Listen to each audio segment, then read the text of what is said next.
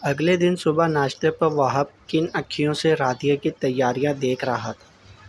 Lemon اور grey colour کا دیدہ زیب سوٹ پہنے، لائٹ سا میک اپ کیے، بالوں کو اچھے سے سیٹ کیے وہ کہیں جانے کو تیار تھی۔ تیاری دیکھنے کے باوجود اس نے خاموش رہنا ہی مناسب سمجھا۔ اسے کیا، جہاں مرضی جائے۔ بیٹا رادیہ کو اس کے بوتیک ڈراپ کر دینا۔ وہاب کو اٹھتا دیکھ کر زیبا نے چائے پیتے ہوئے سرسری انداز میں کہا۔ کیا؟ کس خوشی میں؟ وہ یکدم بھڑکا۔ رادیہ نے ایک نظر اسے دیکھا، پھر جلدی جلدی ناشتہ ختم کرنے لگے۔ کوئی ضرورت نہیں ہے جاب کی، بند کرو یہ بوتیک۔ مزے سے اسے حکم سنا کر وہ ڈائننگ ہال سے جانے لگا جب اپنے پیچھے اس کی چپتی ہوئی آواز سنائی دی۔ میں نے اتنے سال لگا کر یہ بوتیک اس لیے سیٹ نہیں کیا تھا کہ شادی کے بعد اسے بند کر دوں۔ یہ میرا پروفیشن ہے اور مجھے یہ کرنا ہے، وہ دو ٹوک انداز میں بولی۔ کیا مسئلہ ہے تمہیں؟ کوئی معیوب کام نہیں ہے اس کا، لے کر جاؤ۔ سمی نے بھی وہاب کو جھاڑ پلائی۔ وہ غصے میں تن فن کرتا کمرے کی جانب بڑھ گیا۔ میری کسی بات کی کوئی ویلیو ہی نہیں، نہ ماں باپ کی نظر میں، نہ اب اس نام نہاد بیوی کی نظر میں۔ غصے سے اونچا اونچا بولتا وہ گھڑی پہن کر والیٹ اور موبائل اٹھاتے ہوئے باہر نکلا۔ گاڑی کے قریب ہی وہ کھڑی اس کا انتظار کر رہی تھی۔ وہ جو تھوڑی دیر پہلے دل کو کچھ اچھی لگ رہی تھی، اس وقت پھر سے اس سے نفرت محسوس ہو رہی تھی۔ غصے میں ڈرائیونگ سیٹ پر بیٹھتے ہوئے دھماکے دار آواز سے دروازہ بند کیا۔ رادیہ اپنی جگہ کانپ گئی۔ لرزتے ہاتھوں سے دروازہ کھول کر اس کے برابر والی سیٹ پر بیٹھ کر ایک نظر اسے دیکھا جو آنکھوں پر گاگلز لگائے، جبڑے بھینچے چہرے پر سخت تاثرات لیے ہوئے تھا۔ گاڑی ریش انداز میں ریورس کی۔ رادیہ نے جلدی سے سیٹ بیلٹ پہن لی، مبادا ادھر ادھر ٹکراتی پھرتی۔ تھوڑی ہی دیر بعد گاڑی ہوا سے باتیں کرنے لگی۔ ایڈریس بتاؤ۔ غصے بھری آواز اس کے قریب سے آئی، جو گاڑی سے باہر بھاگتے دوڑتے منظر میں گم تھے۔ شرافت سے اسے راستہ بتایا۔ یہ سب ثابت کر کے کیا سمجھ رہی ہو؟ تھوڑی ہی دیر بعد وہاب کی آواز پھر سے آئی۔ مجھے کچھ ثابت نہیں کرنا۔ کل کو جب دوسری شادی کر لیں گے تو میں کیا در در کی ٹھوکریں کھاؤں گی؟ میں خود مختار ہوں اور خود مختار ہی رہنا چاہتی ہوں۔ وہ بھی سنجیدگی سے اپنا نقطہ نظر بیان کرنے لگی۔ اور ویسے بھی جب مجھے بیوی نہیں مانتے، نہ مجھ سے نہ اس رشتے سے آپ کا کوئی لینا دینا ہے، تو پھر میں جو مرضی کروں۔ آپ کا اتنا واویلا کرنا بنتا نہیں ہے۔ اس کا بہت کچھ جتاتا ہوا لہجہ وہاب کو مزید تلملا کر رکھ گیا۔ اوہ، تو آگے کی پلاننگ ہو رہی ہے؟ وہ ہونٹوں کو سیٹی کی شکل بناتے ہوئے بولا۔ جب آپ پلاننگ کر سکتے ہیں تو میں کیوں نہیں؟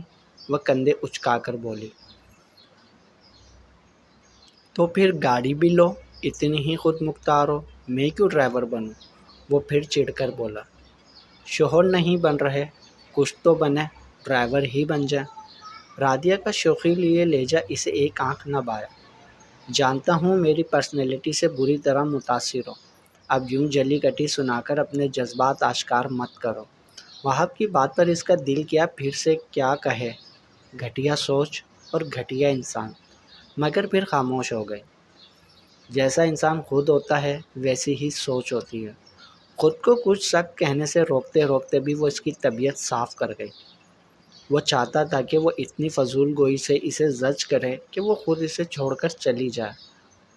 ہاں، اب اسے وہاب کے ارادے ایسے ہی لگ رہے تھے، مگر وہ بھی دل مضبوط کیے اس کی ہر الٹی سیدھی بات سن لیتی تھی اور برداشت کر لیتی تھی۔ اپنی سوچوں سے گھبرا کر اس نے یوں ہی ہاتھ بڑھا کر اسٹیریو آن کیا۔ ابھی راستہ کافی تھا، اسے مزید وہاب کی گل فشانیاں نہیں سننی تھیں، اسی لیے اسٹیریو آن کر لیا۔ شکر تھا کہ وہاب خاموش ہو چکا تھا۔ گانا سنتے رادیہ کی آنکھوں میں آنسو آ ٹھہرے۔ اس نے اور چاہ ہی کیا تھا، ایک قدر کرنے والا ساتھی، مگر قسمت نے اس کے ساتھ کیسا کھیل کھیلا تھا۔ کبھی کبھی دل کرتا تھا اس کی ذات کو یوں ادھیڑنے والے پر دو حرف بھیجے اور چھوڑ چھاڑ کر چلی جائے کہیں بھی، جہاں کم از کم وہاب کی طنز میں ڈوبی ہوئی باتیں نہ ہوں۔ وہ نہیں جانتا تھا وہ کس بری طرح اس کا دل دکھا رہا ہے۔ اللہ کرے تمہیں محبت ہو اور تمہاری محبت تمہارے ساتھ وہی کچھ کرے جو تم آج میرے ساتھ کر رہے ہو۔ چند دنوں میں ہی اس کی ہمت جواب دے گئی تھی۔ نہ جانے کیوں آج یہ بددعا اس کے دل میں آئی اور اس نے پورے دل سے خاموش بددعا اپنے سے چند گز کے فاصلے پر بیٹھے اپنے ہی شوہر کو دے ڈالی۔ اللہ خاموش صبر کرنے والوں کے صبر کو رائگاں جانے نہیں دیتا۔ کس قسم کی بوتیک چلاتی ہو؟ خود تو کبھی کوئی ڈھنگ کے کپڑے نہیں پہنے۔ اگلے دن واپسی پہ اسے پک کرتے ہوئے وہ جان بوجھ کر اسے چھیڑ رہا تھا۔ وہاب کو اتنی سمجھ تو آ گئی تھی کہ وہ زیادہ خاموش رہتی ہے تاکہ لڑائی نہ ہو، مگر وہاب نہ جانے کیوں اسے بار بار تنگ کرتا تھا۔ ہر وقت اپنی باتوں سے عاجز کرنے کی ٹھان رکھی تھی تاکہ وہ تنگ آ کر خود ہی چلی جائے۔ لڑکوں کو لڑکیوں کی کیا ڈریسنگ سینس ہوتی ہے؟ وہ چڑے بغیر بڑے آرام سے بولی۔ بالکل، لڑکیوں کا ڈریسنگ سینس ہو سکتا ہے، بڑی عمر کی عورتوں کا نہیں ہو سکتا۔ وہ پھر سے اسے عمر کا طعنہ دے گیا۔ اب کی بار وہ خاموش رہی، مگر دل میں کہیں اس کی بات نے تکلیف پہنچائی تھی۔ انسان تھی، وہ کیسے نفی کرتی اس بات کی کہ وہاب کی جانب سے چلائے جانے والے تیر اسے گاہل نہیں کرتے۔ آپ کی بہت ریسرچ ہے، لگتا ہے ساری جوانی اسی میں ضائع کرتی ہے، آخر سوچ کر اسے جواب دیا۔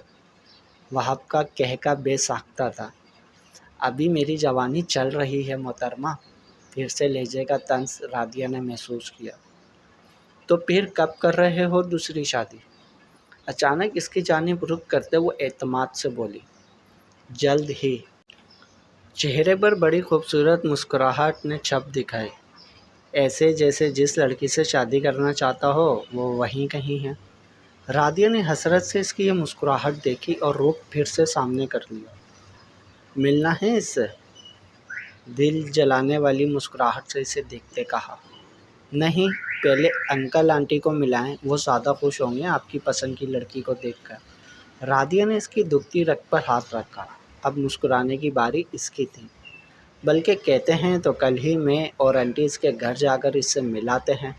اس نے معصوم سی شکل بنا کر ایک اور مشورہ دیا۔ وہاب نے غصے سے ہونٹ بھینچے۔ انہی کی وجہ سے تو یہ انچاہا رشتہ باندھا تھا۔ ایک دم خاموش ہو کر گاڑی کی رفتار بڑھا دی۔ رادیہ نے بھی سکون کا سانس لیا۔ رمضان شروع ہونے میں فقط چند ہی دن رہ گئے تھے۔ اس شام گھر آتے ہی زیبا نے رادیہ کو گروسری کے لیے چلنے کا کہا۔ پلیز ماں، اس وقت میرا ہرگز موڈ نہیں ہے جانے کا۔ زیبا رادیہ کو بلانے ان کے کمرے میں آئی۔ وہیں وہاب کپڑے چینج کیے، ٹی وی آن کیے بیڈ پر آرام دہ انداز میں بیٹھا ہوا تھا۔ جب زیبا کے کہنے پر کہ وہ ان دونوں کو گروسری کے لیے لے کر چلے، اس کا منہ بن گیا۔ نہایت بیزاری سے ماں کو کہا۔ حد ہے وہاب، اب ہم دونوں کہاں خوار ہوتے پھریں گے؟ تمہارے ابو بھی گھر پر نہیں تو انہی کے ساتھ چلے جاتے۔ انہوں نے اسے گھرکا۔ یار کل کر لینا، سچ میں بہت تھکا ہوا ہوں، وہ بیڈ پر مزید پھیلتے ہوئے بولا۔ رادیہ واش روم میں کپڑے چینج کرنے گئی ہوئی تھی۔ جیسے ہی باہر نکلی زیبا کو ایک دم کچھ یاد آیا۔ اچھا پھر ایسا کرو، گاڑی کی چابی رادیہ کو دو، اسے گاڑی چلانی آتی ہے، ہم دونوں خود ہی چلی جاتی ہیں۔ رادیہ جو دلہے دلہائے چہرے پر کریم لگا رہی تھی ایک دم شیشے میں سے ان دونوں کو دیکھتے ہوئے اس کے ہاتھ تھمے۔ وہاب نے بھی گردن موڑ کر ایک نظر اسے دیکھا۔ بیٹا تمہیں آتی ہے نا چلانے؟ زیبا نے اس سے تصدیق چاہی۔ شادی سے پہلے گھر کے زیادہ تر کام وہی کرتی تھی، لہٰذا ابا سے بہت چھوٹی عمر میں گاڑی چلانی سیکھ لی تھی۔ جی آنٹی، اس نے ہولے سے کہا۔ وہاب کی پرتپش نظریں ابھی بھی اسی پر تھیں۔ رادیہ نے قصداً اس کی جانب دیکھنے سے گریز کیا۔ اب وہ چھوٹے سے ٹاپس پہن رہی تھی۔ بس ٹھیک ہے، میں اپنا بیگ پکڑتی ہوں، تم چابی لے کر نیچے آ جاؤ۔ زیبا جلدی سے بگرام تہہ کرتی کمرے سے باہر نکل گئی۔ وہاب نے سائڈ ٹیبل سے چابی اٹھائی۔ اب کہیں میرا غصہ میری گاڑی پر نکال کر ادھر ادھر مت مار دینا، ویسے بھی اس عمر میں دکھائی اور سنائی کم دیتا ہے۔ وہاب نے ایک آبروز اچکا کر پھر سے اس پر طنز کیا۔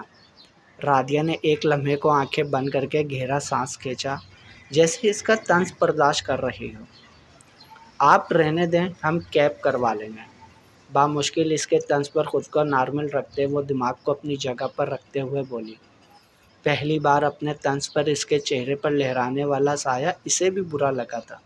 جیسے ہی اس کے پاس پڑا اپنا بیگ اٹھانے کے لیے جھکی، نہ جانے وہاب کے دل میں کیا سمائی، ایک دم اس کا ہاتھ تھام لیا۔ اچھا یار، مذاق کر رہا تھا، یہ لو، لے جاؤ چابی۔ دوسرے ہاتھ سے اس کی ہتھیلی کھولتے چابی اس کے ہاتھ پر رکھی۔ اس کے لمس نے عجیب سی تکلیف دی۔ بجائے خوشگوار احساس دینے کے، رادیہ نے غصے سے ہاتھ کھینچا۔ وہاب نے حیرت سے اس کا رد عمل دیکھا۔ آئندہ مجھے ہاتھ مت لگائیے گا، آپ کی زبان کے وار ہی بہت ہیں۔ ایک دم آنکھوں میں لہرانے والی نمی دیکھ کر وہاب دنگ رہ گیا۔ اس نے تو بہت عام سے انداز میں اس کا ہاتھ تھاما تھا۔ بیگ جھپٹنے کے سے انداز میں بیڈ سے اٹھاتی وہ تن فن کرتی کمرے سے باہر نکل گئی۔ اوہ، تو محترمہ کو میرا ہاتھ لگانا میری باتوں سے کہیں زیادہ برا لگا۔ وہاب کے دماغ میں ایک اور خیال ابھرا۔ چلو اب اور ہی طرح کے وار کے لیے تیار ہو جاؤ، انٹرسٹنگ۔ چہرے پر شریر مسکراہٹ ابھری، آنکھیں شرارت سے چمکی۔ رادیہ کا تمام وقت دماغ سنسناتا رہا۔ اسی کی سیٹ پر اسی کی گاڑی میں بیٹھنا بھی کسی امتحان سے کم نہیں تھا۔ نہ جانے کیوں آنکھیں بار بار بھر آئیں۔ کیا وہ اتنی ہی بے وقت ہے؟ کتنی بڑی تھی؟ فقط 5 سال۔ وہ 26 کا تھا تو وہ 31 سال کی تھی، مگر وہ ہر وقت اسے ایسے بڑی عمر کا طعنہ دیتا تھا جیسے وہ 50 سال کی ہو۔ یا اللہ، کس مصیبت میں زندگی پھنس گئی ہے۔ گروسری لیتے وقت بھی زیبا سے نظریں بچا کر بار بار بھر آنے والی آنکھیں صاف کرتی رہی۔ ہاتھ پر ابھی بھی ایسا لگ رہا تھا جیسے کوئی انگارہ دیکھ رہا ہو۔ بے شک اس کے محرم نے اس کا ہاتھ تھاما تھا، مگر یہ ہاتھ محبت میں نہیں، مجبوری میں اس نے آج تھاما تھا۔ اسی لیے اپنی بے وقتی پر اور بھی محسوس ہو رہی تھی۔ تمام راستہ خود سے جنگ کرتی رہی کہ اس کے سامنے خود کو بالکل نارمل رکھنا ہے۔ اسے احساس بھی نہ ہونے پائی کہ اس کی یہ حرکت مجھ پر کیا کیا ستم ڈھا چکی ہے۔ دل میں سوچتے خود کو مضبوط کیا، مگر وہ نہیں جانتی تھی اب ایک اور محاذ اس کے آگے کھل جائے گا۔ انہیں گھر آتے 7 بج چکے تھے۔ زیبا نے فوراً زرینہ کام کرنے والی کو روٹیاں پکانے کا کہا۔ سمیع بھی گھر آ چکے تھے۔ وہاب اور وہ دونوں لاؤنج میں بیٹھے کوئی میچ دیکھنے میں مصروف تھے۔ رادیہ بھی وہیں ایک صوفے پر ٹک گئی۔ وہاب اس کے سامنے والے صوفے پر سمیع کے ساتھ بیٹھا تھا۔ اسے بیٹھتا دیکھ کر دماغ میں سوچا گیا پلان ذہن میں آیا۔ اٹھ کر کچن میں گیا، وہاں سے پانی کا گلاس لا کر عین رادیہ کے قریب اس کے دائیں جانب بیٹھا، اس طرح کہ اس کا صوفے پر پھیلا ہاتھ رادیہ کو مکمل طور پر اس کے گھیرے میں لیے ہوئے تھا۔ رادیہ نے چونک کر اور کسی قدر حیران ہو کر اس کی یہ بے تکلفی دیکھی۔ زج کرنے والی مسکراہٹ چہرے پر سجائے وہ پانی پینے میں مصروف تھا۔ وہ غصے سے اس کو گھورتی ہوئی اٹھ کر جانے لگی، جب اس نے بازو بڑھا کر اس کے کندھے پر رکھتے اس کی یہ کوشش ناکام بنائی۔ سمیع سامنے نہ بیٹھے ہوتے تو وہ اچھی طرح اس کی خبر لیتے۔ زیبا بھی وہاں آ کر بیٹھ چکے تھے۔ اب وہ کیسے اس کا ہاتھ اپنے کندھوں سے ہٹاتی؟ اس سے کوئی بعید نہیں تھی وہ ان کے سامنے ہی کوئی بات کر کے اس کی بے عزتی کر دیتا۔ اس نے بڑی مشکل سے ان دونوں کے سامنے اپنے اور اس کے رشتے کا بھرم رکھا ہوا تھا۔ مل گئی سب چیزیں؟ اب اس کا مخاطب زیبا تھی۔ ہاں شکر ہے، سب کچھ مل گیا، اب روزوں میں بار بار خوار نہیں ہوا جاتا، انہوں نے سکون کا سانس بھرتے ہوئے کہا۔ رادیہ دم سادے اس کے پاس بیٹھے تھے، جبکہ دل کر رہا تھا اس کے ہاتھ میں موجود گلاس اٹھا کر اسی کے سر میں دے مارے، اور پھر یہ سلسلہ یہیں تک رکا نہیں۔ کھانے کی میز پر بھی وہ بار بار اس کا ہاتھ تھام کر اسے کہتا رہا، یہ ڈال دو، وہ ڈال دو، پانی دو، یا پھر یوں ہی باتوں کے درمیان اسے شامل کر کے اس کے کندھے پر ہاتھ مار دیتا۔ رادیہ کا بس نہیں چل رہا تھا، الٹے ہاتھ کی ایک اسے لگا دیتی۔ جیسے ہی کھانا ختم ہوا برتن سمیٹ کر وہ فوراً کمرے کی جانب آئی۔ سمجھا کیا ہوا ہے اس نے خود کو، جو مرضی کرے گا اور میں چپ بیٹھوں گی۔ کمرے میں آتے ہی سائڈ ٹیبلز کی درازیں کھنگالی۔ بہت ہو گیا، اب میں مزید برداشت نہیں کروں گی، اس سے بھی مزہ چکھا دوں گی۔ ابھی وہ اجازت نامہ آنٹی اور انکل کو دکھاتی ہوں، انہیں بھی اس کے کرتوت پتہ چلے۔ ایسے پیش آ رہا ہے جیسے محبتوں کے خزانے لٹاتا رہا ہے مجھ پر۔ کیچر سے نکل کر چہرے پر آنے والے بالوں کو بار بار پیچھے کرتے وہ غصے سے بڑبڑائے۔ ابھی ایک سائڈ ٹیبل دیکھنے کے بعد دوسری دیکھنی شروع ہی کی تھی کہ وہاں بھی آ دھمکا۔ پہلے تو چونک کر اس کی حرکت ملاحظہ کی، پھر چہرے پر مخصوص دل جلانے والی مسکراہٹ سجائے ایسے سر ہلایا جیسے بہت کچھ سمجھ آ گیا ہو۔ کیا ڈھونڈا جا رہا ہے ڈیئر مسز؟ لہجے میں بھی شرارت واضح تھی۔ رادیہ نے ہاتھ روک کر تیکھی نظروں سے اسے دیکھا۔ کیا مسئلہ ہے آپ کے ساتھ؟ شرم نہیں آتی یوں ماں باپ کے سامنے مجھ سے چپکتے اور اتنی گھٹیا حرکت کرتے؟ بالکل ہی شرم مری ہوئی ہے۔ وہ پہلی بار غصے میں اس پر چلا رہی تھی، نہیں تو ابھی تک بڑے صبر سے اس کی باتیں سہتی آئی تھی۔ بیوی ہو میری، کسی کے بھی سامنے ہاتھ لگا سکتا ہوں۔ ہاتھوں کو دائیں بائیں پھیلائے کندھے اچکاتے مزے سے کہا۔ بیوی، رادیہ نے کاٹ دار لہجے میں کہا۔ میں وارن کر رہی ہوں، آئندہ اگر یہ گھٹیا حرکتیں کی تو میں انکل اور انٹی کے سامنے ایک ایک بات رکھ کر اس شرافت کے چولے کو اتروا دوں گی۔ انگلی اٹھا کر اس کی آنکھوں میں آنکھیں ڈالے اسے وارن کرنے والے انداز میں بولے۔ اوہ ریلی؟ وہاں پر اس کے غصے کا کوئی اثر نہ ہوا۔ میں خاموشی سے ہر بکواس اگر ابھی برداشت کر رہی ہوں نا تو بس یہیں تک رہو۔ جو ہاتھ کسی غرض کے تحت میری جانب بڑھتا ہے نا اسے میں توڑنا بھی اچھے سے جانتی ہوں۔ نظروں میں کاٹ لیے پھر سے وہاب کو باور کروایا۔ اس کے بڑے بڑے دعوے سن کر وہاب کا بھی دماغ گھوم گیا۔ ایک دم اپنے سے چند گز کے فاصلے پر کھڑی رادیہ کی جانب تیزی سے بڑھ کر اس کی کلائی غصے سے تھامی۔ لو پکڑ لیا پھر سے، ہاتھ توڑ کے دکھاؤ اب۔ رادیہ اس اچانک افداد کے لیے تیار نہیں تھی، اس کی جرات پر ہکا بکا رہ گئی۔ بس یہیں تک دعوے تھے؟ وہاب کا تمسخرانہ انداز نہ جانے کیوں اس کی آنکھیں جھلملا گیا۔ وہاب نے خاموشی سے اس کی آنکھوں میں موجود نمی دیکھی۔ ایک تو وہ تھی ہی قاتلانہ نقوش کی حامل، اور پھر جب آنکھوں میں نمی لے آتی تھی وہاب کو اپنے ہر ارادے سے ڈگمگا دیتی تھی۔ چند پل کی خاموشی ان کے درمیان آئی اور پھر ایک دم رادیہ نے اپنی کلائی پر موجود اس کے ہاتھ پر تیزی سے دانت گاڑے۔ وہاب نے سی کر کے اس جنگلی بلی کو حیرت سے دیکھا۔ ایسے رد عمل کی امید اسے ہرگز نہیں تھی۔ رادیہ نے نمی اپنے اندر اتارتے فاتحانہ مسکراہٹ چہرے پر سجائے اسے دیکھا۔ اب پتہ چلا میں کیا کچھ کر سکتی ہوں۔ وہاب ہاتھ جھٹک کر اس کے دانتوں سے پڑنے والے سیک کو کم کرنے کی کوشش کر رہا تھا۔ کس چیز سے دانت رگڑتی ہو اس قدر نوکیلے؟ گھور کر پاس سے گزرتی رادیہ سے پوچھا، جو الماری میں منہ دیے اگلے دن پہننے والے کپڑے نکال رہی تھی۔ صحیح کہتے ہیں، عورت کے آنسوؤں پر دل کو بے قابو مت ہونے دو، بڑے دھوکے والے آنسو ہوتے ہیں۔ وہاب زیر لب بڑبڑایا۔ جاری ہے بقیہ اگلے پارٹ میں۔ تمام پارٹس پڑھنے کے لیے چینل کو سبسکرائب کریں اور ایپیسوڈ کو لائک ضرور کیا کریں۔ کمنٹس میں اپنی رائے بھی بتائیں یہ ناول آپ کو کیسا لگ رہا ہے۔